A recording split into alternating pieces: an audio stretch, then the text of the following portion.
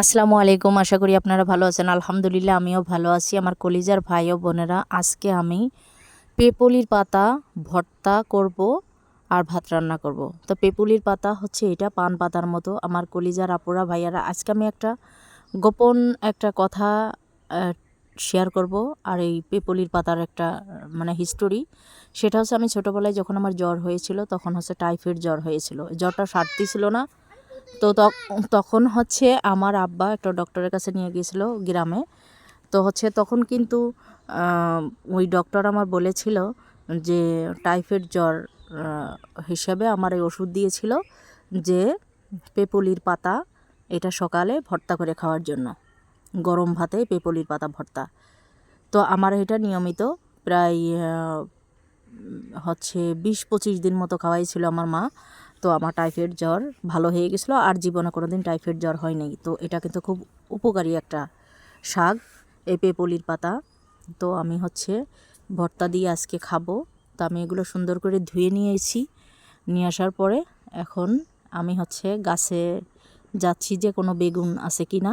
তো এই যে একটা বেগুন পেয়ে গেলাম। তো আমার মেয়ে তো পেপলির পাতা ভর্তা খাবে না, আর এই বেগুনটা ছিঁড়ে নিয়ে আসলাম, এটা আমি চাকচাক ভাজি করব।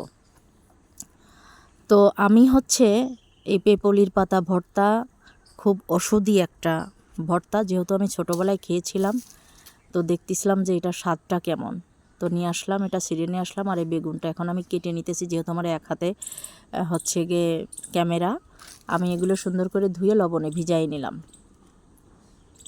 তো আমার কলিজার আপুরা ভাইয়ারা, আগে কিন্তু মানুষ মানে এই গাছন্তরি পাতাপুতি এগুলো দিয়েই কিন্তু মানুষের ওষুধ বানাইতো এবং অসুখ সারতো আর কি। তো এখন তো আসলে আমরা সবাই ডক্টরের উপর ডিপেন্ডেন্ট হয়ে গেছি। তো এখন আমার ভাতটা হয়ে গেছে, পেপলির পাতাটা দিয়ে নেব। তো পেপলির পাতাটা অ্যাকচুয়ালি অন্য অন্য দেশে আছে গন্ধপাতালির পাতা।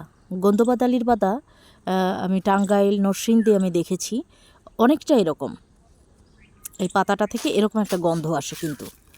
তো পেপলির পাতাটা তো আমি ভাতে দিয়ে দিলাম। আর ওই যে লবণ ছিটিয়ে দিলাম, যারা জানেন না তারা হচ্ছে যে ওই লবণটা ছিটিয়ে দিলাম যাতে তাড়াতাড়ি সিদ্ধ হয়ে যায়। আর এদিকে আমি বেগুনটা ভেজে নিতেছি। এটা ফাইনালি আমার মেয়ের জন্য, কারণ হচ্ছে ও ওই পেপলির পাতাটা খাবে না, যেহেতু ওটার থেকে একটা গন্ধ আসে। তো হচ্ছে ওইটা হচ্ছে ও খাবে না। তো এটা ভেজে নিলাম। তো এখন আমি হচ্ছে পেপলির পাতাটা বের করব ভাতের ভিতর থেকে। তো আমার কলিজার আপুরা, গ্রামীণ এই দৃশ্যগুলো দেখতে কিন্তু অনেকের হয়তো ভালো লাগে, অনেকের হয়তো ভালো লাগে না। তো আমি ভর্তাটা কিভাবে গরম ভাতে বের করতেছি এই দৃশ্যটা আপনাদের দেখাচ্ছি, আপনাদের মধ্যে শেয়ার করতেছি। আমি একটা খুন্তির সাহায্যে এটা আমি জড়ায়ে তারপরে উঠাই নিলাম। আর হচ্ছে এদিকে আবার বেগুনটা উল্টাইয়ে দিব। তো আমার কলিজার আপুরা ভাইয়ারা, আমার ভিডিওটা যদি একটুও ভালো লেগে থাকে, বোন ভেবে আমার ইয়েতে চ্যানেলটিকে সাবস্ক্রাইব, লাইক, কমেন্ট, শেয়ার করে দিবেন।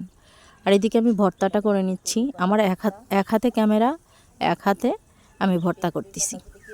তো আমার কলিজার আপুরা, শাকটা খুবই সুন্দর সিদ্ধ হয়েছে, একদম মানে মোমের মতো গলে গেছে। তো আমি এই পর্যায়ে মানে ভর্তা করে নিতেছি।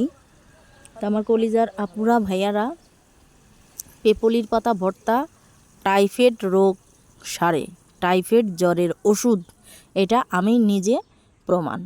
আর এদিকে আমি বেগুনগুলো তুলে নিতেছি, কারণ হচ্ছে আমি নিজে প্রমাণ। আর আমি এমন কোনো মিথ্যে কথা বলবো না যে পরে মানুষ বিভ্রান্তিতে পড়ে, এটা আমি করব না অবশ্যই। তো এই পাতাটার ভর্তা খেতে একটু হালকা তিতে তিতে লাগে। তো গরম ভাতে খাইতে হবে, তাহলে ভালো লাগবে। তো আমার কলিজার আপুরা, আমি আবারও বলতেছি, এই পাতা টাইফয়েড জ্বরটা অনেক বেশি মারাত্মক পর্যায়ে হয়ে গেলে এই পাতা ভর্তা করে ভাত দিলে মানে খাওয়াইলে এটা একদম গোড়া থেকে নির্মূল হয়ে যায়। তো ভালো থাকবেন, আল্লাহ হাফেজ।